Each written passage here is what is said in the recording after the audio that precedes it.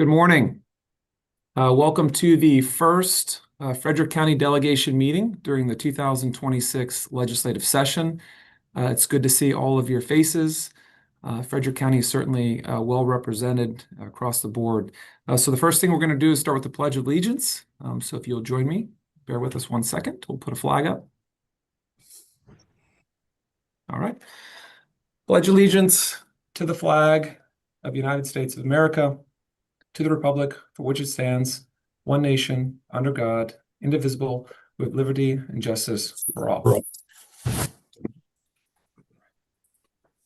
So, as it is every year, the first order of business is the leadership elections for our delegation. So at this time, we'll go ahead and open it up for nominations. The first position is for the position of chair. Move for Delegate Pippi to remain as chair. Second. Okay. Is there any discussion? All right. So having a quorum, having a nomination and a second, all in favor signify by saying aye. Aye. Aye. All right. Any opposed? Okay. Hearing none, that passes. Is Senator Reedy here? Okay, Senator Reedy's here. All right. The next nomination is for the position of vice chair. And I would like to go ahead and nominate Senator Folden for vice chair. Second. Okay. Any discussion? Okay. Hearing none. Congratulations, Senator Folden. So I'll just say this briefly. We have a wonderful county. We certainly have sometimes policy disagreements, but I certainly pledge to work across the aisle with my colleagues on finding some common ground. There's a lot of issues we agree on, and we'll always have respectful and professional dialogue with each other. And I think that's in the best interest of Frederick County. So I look forward to working with all of you in that respect.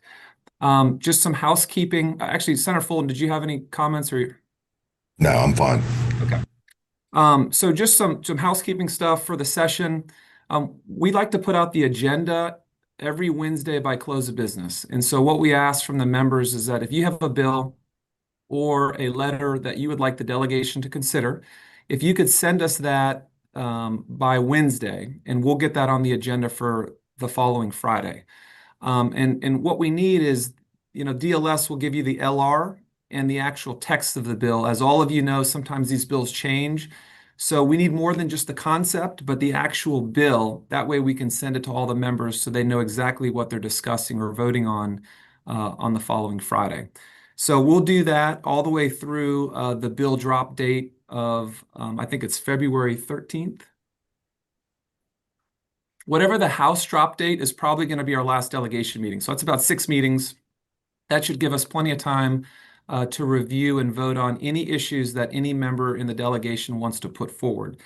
So for example, this week, Senator Karen Lewis Young had 2 bills back, and she provided those to the delegation. You guys should have a copy of those, and we're going to discuss those today. So usually what happens is we'll discuss it on one Friday, and then if they're ready to go, we'll vote on it the following Friday. Obviously, a member can choose if they need to make some changes. If they want us to hold off for a week or two, a member can certainly do that. The other thing is a member has the option to keep the bill in their name. So if you put in a bill that you want to be a local bill or have the support of the delegation, you can keep it in your name, and we would just provide a letter of support. If you want it to be in the name of the delegation, just let us know. So there is a distinction there. And then the last thing is we are required as a delegation to give the vote list and a letter of support or a letter of no support to the committees. So if we vote on a bill and the delegation does not vote for it, I have to provide that to the committee. And if we vote on a bill and the delegation supports it, I have to provide the vote list to the committee. These are committee requirements. So I just want to bring that to your attention, good for the order. I think that's all I have. I see Delegate Fair has a question. Go ahead, sir.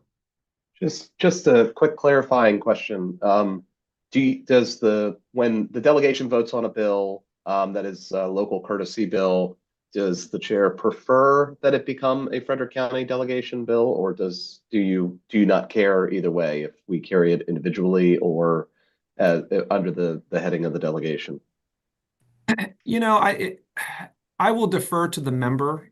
Sometimes if there's a local bill that a member has worked hard on and they would like personal credit for it, I know that sounds kind of, they can keep it in their name if they so choose. If they want it to be in the name of the delegation, we can certainly do that as well. You just have to let us know. But I know there was some confusion with that in the past, so I just want to kind of set that clear that it's up to you guys. If you want it in the name of the delegation, we'll make it so. If you don't, then we'll just provide a letter of support. So, Senator Karen Lewis Young. Yeah, I think there's just one more consideration. If we know that it's a delegation bill going before a specific committee and the delegation member happens to sit on that committee, could be advantageous in that kind of situation. Sure. Yep. So I will defer to you guys on that. If it's more helpful to keep it in your name or, vice versa, then just let us know. We're happy to work with you on that. So moving through, I do want to introduce, so Crystal Lemieux, not sure if she's related to Mario Lemieux, the famous Pittsburgh Penguin, but she is our committee counsel.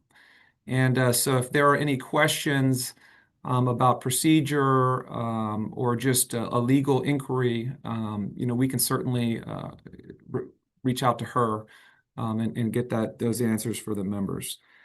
So with that, we do have two bills today for discussion. So Senator Karen Lewis Young, would you like to introduce the bills? Every member does have the bills emailed to them. Do you want us to put it up on the screen? Was that helpful or no? Up to the members if they want it up on the screen. Okay. Yeah, If we why don't can get on the screen, that'd be helpful. let's do that. So we'll put it on the screen, and then Senator Karen Lewis Young, we're ready when you're ready. Okay, thanks. The first bill that I have submitted for your consideration is Frederick Community College Board of Trustees meeting and training requirements. Oh, you've got the right bill's up now. Let me explain the motivation for this bill because there's a lot of misinformation out there as to why this bill was brought forward in the first place. You may recall that Frederick Community College made a very difficult decision early last spring to close down the Children's Center. This bill does not challenge that decision.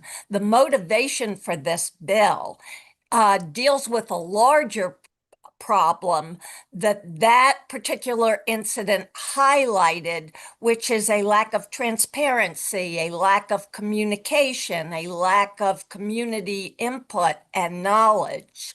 Many of our constituents wrote to us very concerned about not only a decision that was being made that they didn't agree with, but more importantly, that they couldn't be heard. Their voices couldn't be heard. They couldn't be part of the process.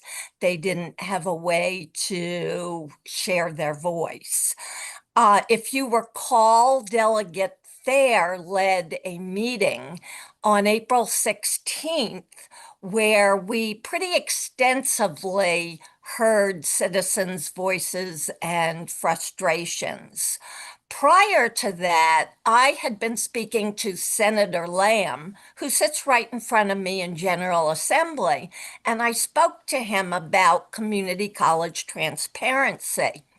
And Howard County last year passed a bill that's almost identical to this for many of the same reasons. They had some different situations, but fundamentally it was the same.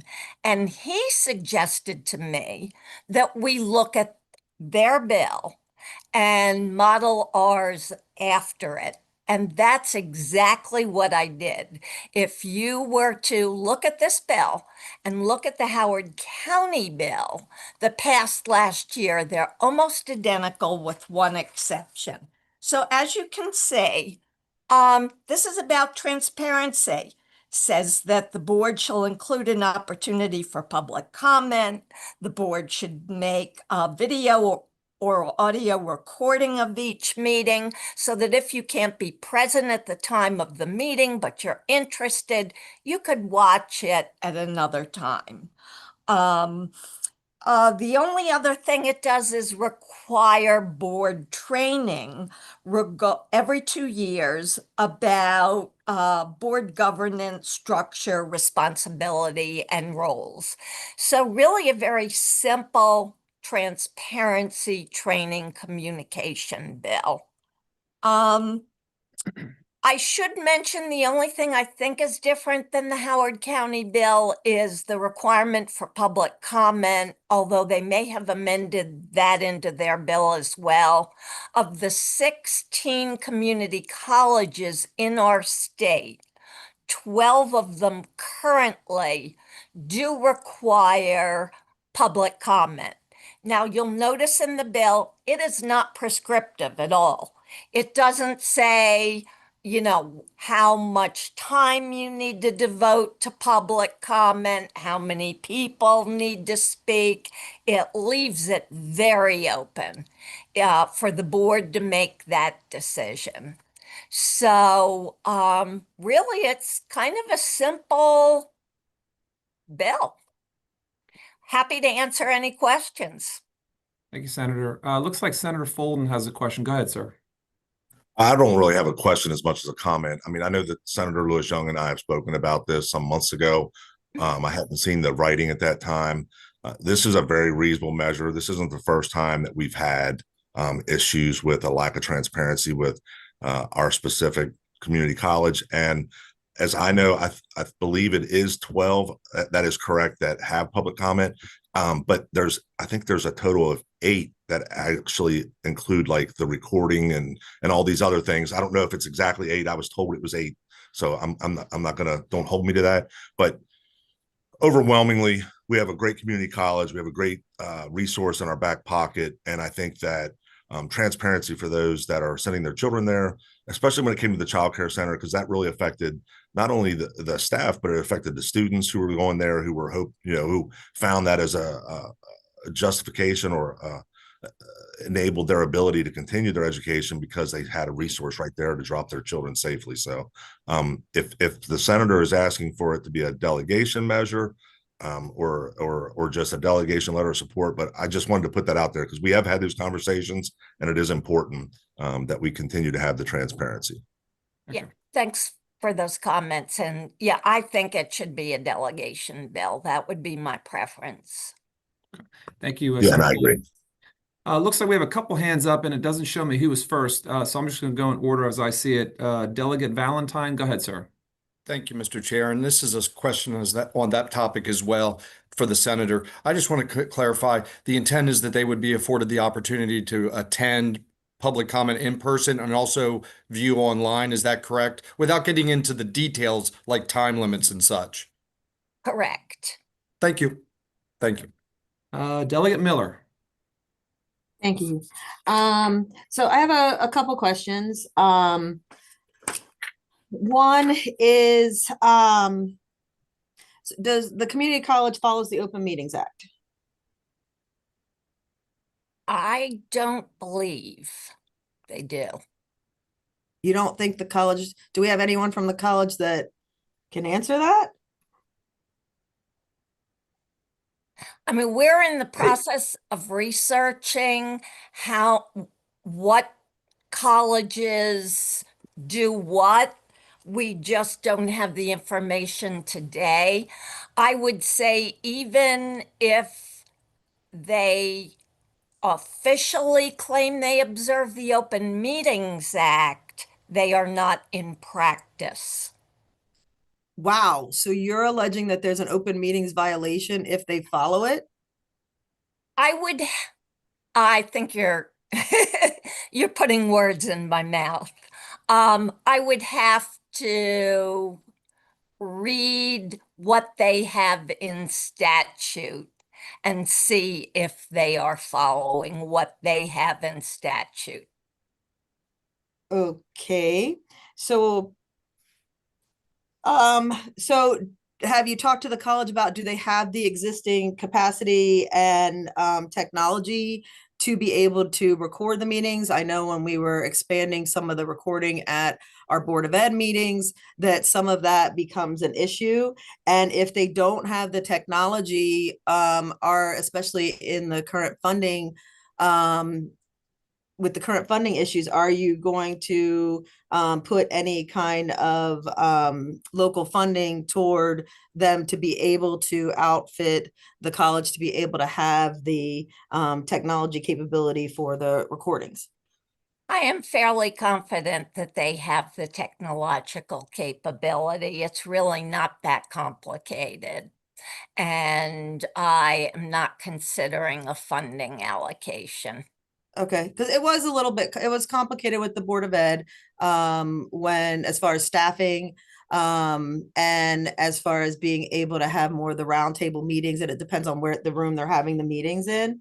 And it can be a funding issue. So again, I would like to hear from, just hear from the college about that. And then, Excuse me, didn't you sit on the board for several years? right, which is why I'm asking this.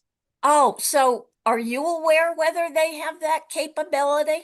Well, it's been a while since I've sat on the board. So I don't think from when we were in and holding the meetings where we were, I think we would have to change rooms, which is why I said that.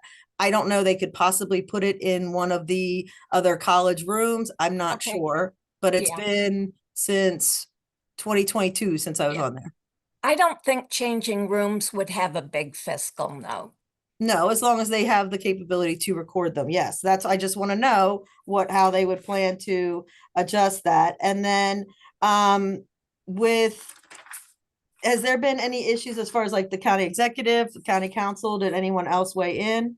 Yes, as I was speaking about background, that is one person that I did omit. The council president is strongly in support of this, and he is one of the people that I coordinated with in terms of doing this, and he will be sending a letter. I can't tell you who else will be signing it. Oh, okay. So in his personal capacity or as president of the board or president of the council? You would have to ask him that question. Because he also served on the board of trustees. Correct. So he's very familiar with their capabilities. And I think it's because of his 25-year service on the board that he's very much in support of community transparency and communication. And I would add, so I am very much in support of community transparency, public comment. I believe that public comment and collaboration can help shape the whole experience, particularly for the students. Because I really hope that public comment can be then used, which is what we do have an issue with at our community colleges, to form instruction and form how our colleges do with that. And they don't really have the ability to make those adjustments based on student public comment. So my other question is, recently we had our State Board of Education, and we had some changes to the regulation where they are mandating public comment and how it is going to be run. And so couldn't we ask MHEC, would a better strategy be because MHEC has some control, so couldn't we ask MHEC to do the same thing that MSDE is doing in having this, because I obviously totally believe in transparency as well and accountability and the use of public comment. And I've had some disturbing issues with what's going on at our Board of Ed as far as public comment. So shouldn't we have MHEC have a role or have some thoughts about either requiring some regulations on how those are done at the community college and the university level, I would add? We are getting our information from MHEC. We've been in touch with them, but I will also tell you that the college hired a lobbying firm Mhm. I don't know their exact assignment, but certainly this issue is one of them. I shared the bill with their representative yesterday, who thought this was quite reasonable. Yeah, I agree. I think it's very reasonable, and I actually think that it should be a statewide bill. So if I could, for a moment, I did hear some good questions in there. I imagine Senator Lewis Young, can you circle, maybe have a conversation with Delegate Miller? Certainly she was on the board. She's got some good insight, Sure. good questions, and and then you guys can brief us all. That'll be good. Delegate That's Miller, a are you great good? idea. Yeah, like I said, I like the bill. I think it should be either coming from MHAC or having it be statewide, since so many of them are already doing it. I don't know why we wouldn't have it be statewide. Okay. So I wrote down some good notes here, and I appreciate the conversation. Hopefully that's helpful for the rest of the committee as well. So it looks like next, Delegate Fair. Go ahead, sir. Thank you. So just to clarify a few items that were in those comments and those questions, the Open Meeting Act does not require public comment. It does require public notice to the public, which I'm sure FCC would say that it is adequately doing. But the Open Meetings Act does not require that you provide a public comment period, which is the impetus and the desire and need for this legislation. The second is a question about the recording itself. So I want to make sure that we're looking at the language of the bill itself. It does not say that we need to do a live recording. Now, live recordings are published are out like this one is, where we are right now live out in the world where people can see us live and then they can go back and view the recording later. The legislation actually smartly only requires that they do a video or audio recording and then release it to the public within 2 days. So I say that to say anybody who's worked in government, like Delegate Miller has, knows that the process by which we record something to send it live requires staff, whereas to do a video or audio recording, which is released to the public days later, can is the key word, can be done simply by an individual in the room recording the video or recording the audio to be released to the public. So I think that would help assuage any concerns about the fiscal note. I will just mention personally, and someone who's proud to call FCC as one of my alma maters, that I am, been extremely disappointed in the lack of transparency in this process, and I'm just glad that the citizens of Frederick County are being afforded that opportunity to provide public comment and be able to hear about the decisions that are being made to impact everyone's education, as this is such a jewel for the county and something that we should absolutely be supporting. And thank you, Mr. Chair, for the opportunity. Okay.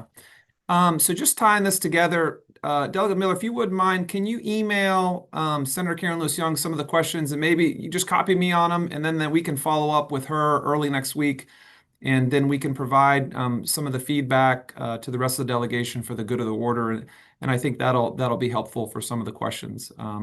But Senator Lewis Young, are you good? Can we move on to the next bill? Yes, we can. Okay. All right. Well, thank you very much for the good debate.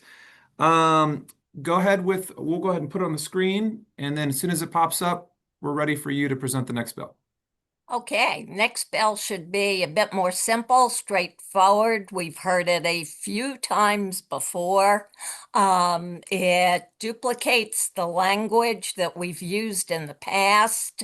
I believe that the sheriff's salary is far from being competitive, and that we need to make an adjustment. It would be ideal to do it this year so that in the next term of whoever is elected sheriff, it would take effect. I just thought that perhaps we might try a different path this year, which is why I stepped forward to try to lead the effort.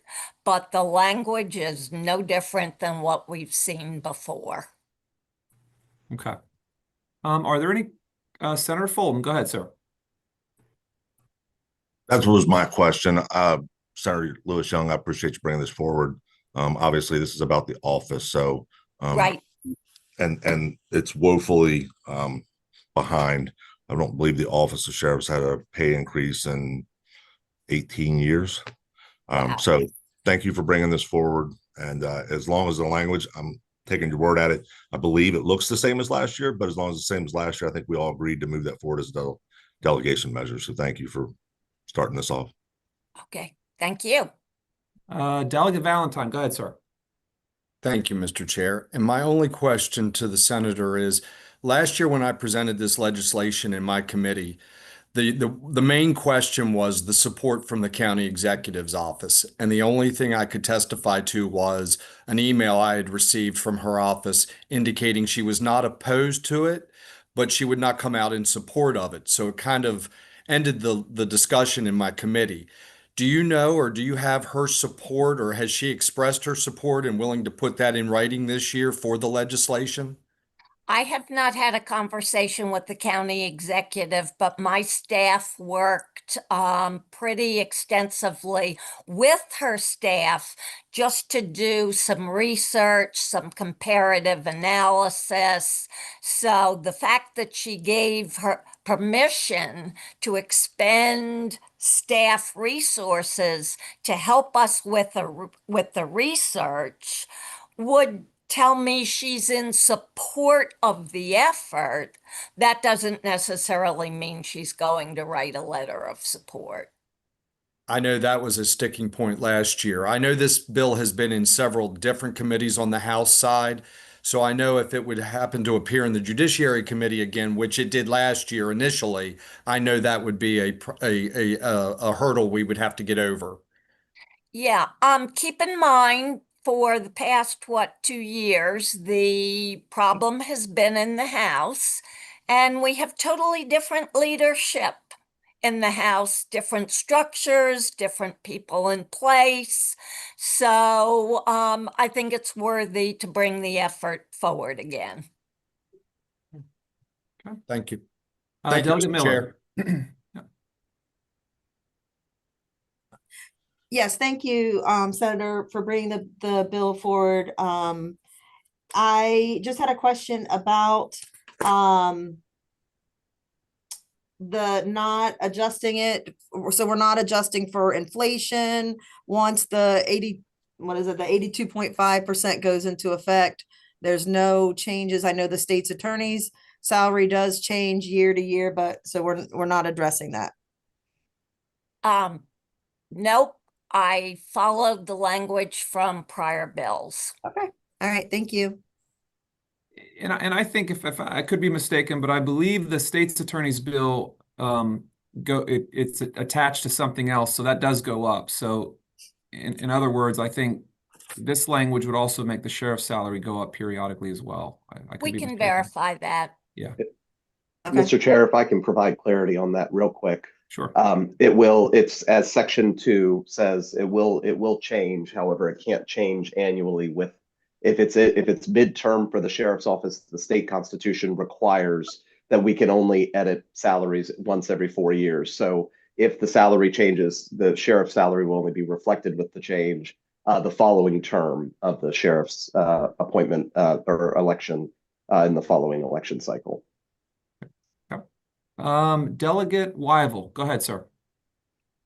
Thank you, Mr. Chairman. Senator, thanks for the bill. Just a quick question. I know you can't change the salary during term, so could you clarify the language? It says 175,000 for calendar year 26. Yeah, until the next time that there's an adjustment made. Yeah, I think what you're saying is under line 6, item 1. Right. Should that be calendar year 27 or fiscal year?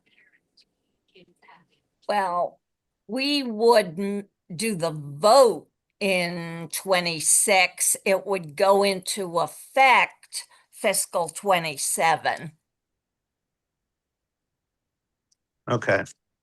Yeah, It just seems like.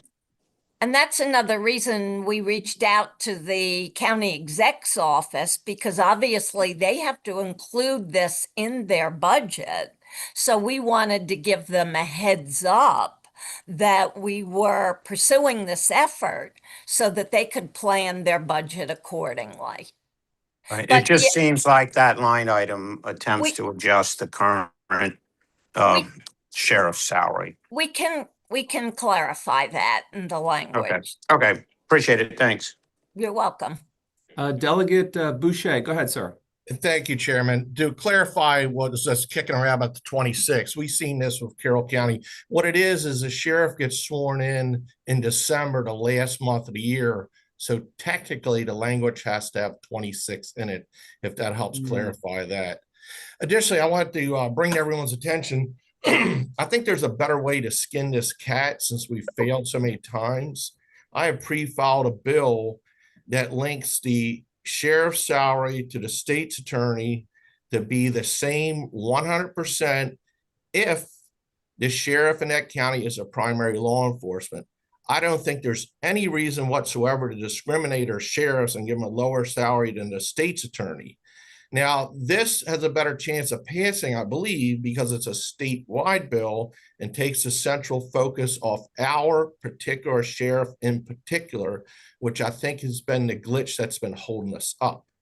So we can potentially solicit the support of other jurisdictions whose sheriffs feel that they are not properly being compensated the same as the state's attorneys.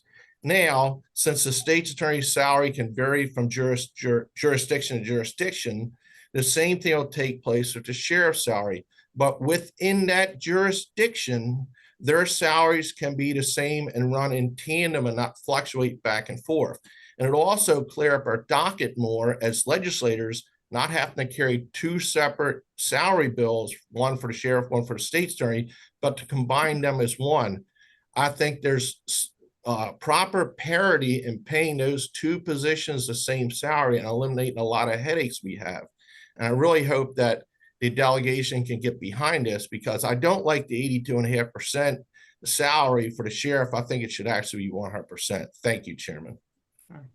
Thank you. Okay. Well, I'll give my piece. This is certainly an issue that this delegation has tried to resolve for many years.